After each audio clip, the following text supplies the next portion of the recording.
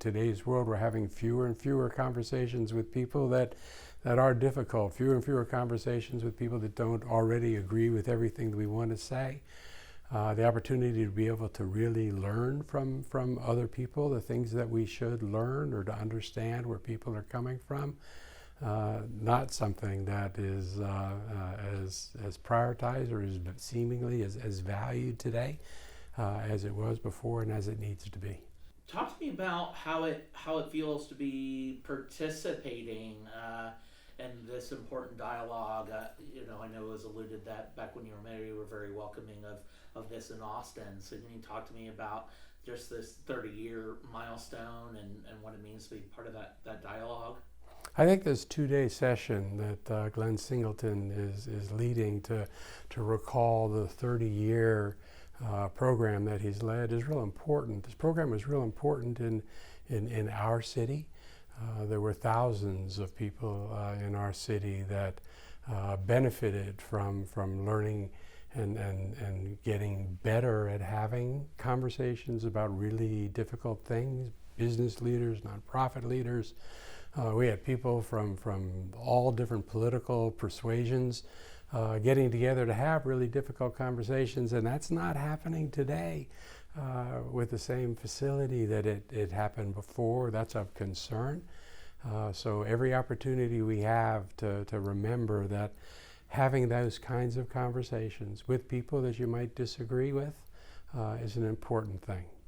When you talk tomorrow, what are you hoping to get across?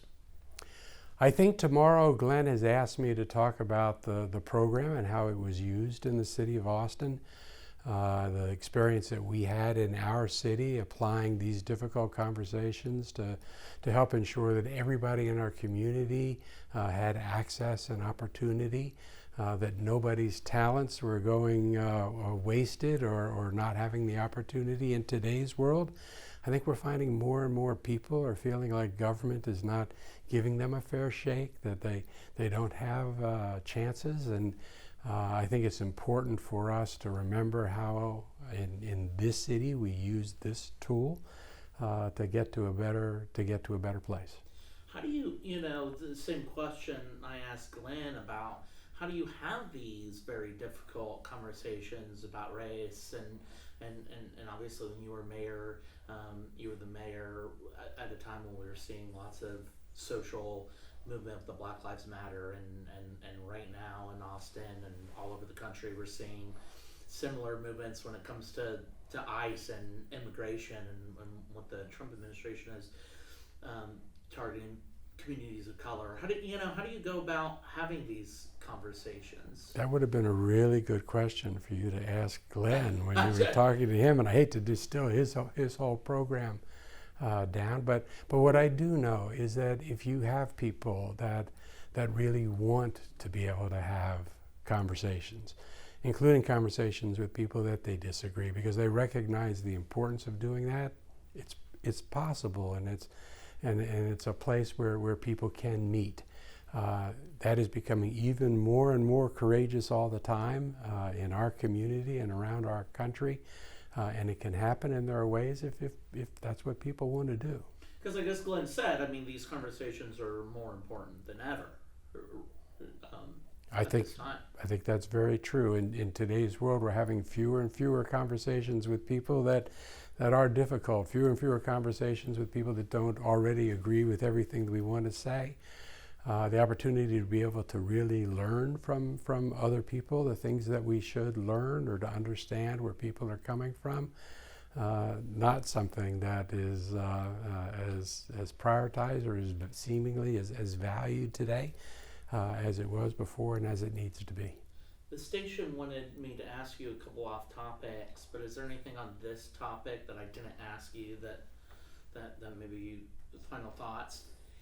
If not, I'd love to ask just a couple quick questions. I appreciate both of y'all's time. I want to ask about just in general what you think about Austin today and the state of the city and the direction we're moving in. I love this city. I continue to think that Austin is a magical place. There's an ability to take risks in this city, a tolerance for taking risks, that I think is unmatched in any city I've been in the world. This is a city that still cares about one another, is open to one another, and I think even while this city changes, those fundamental values in our community remain. I'm still real proud of this city and still think it's pretty magical. What's happening right now that maybe you're most excited about or most proud of as you're watching unfold and develop?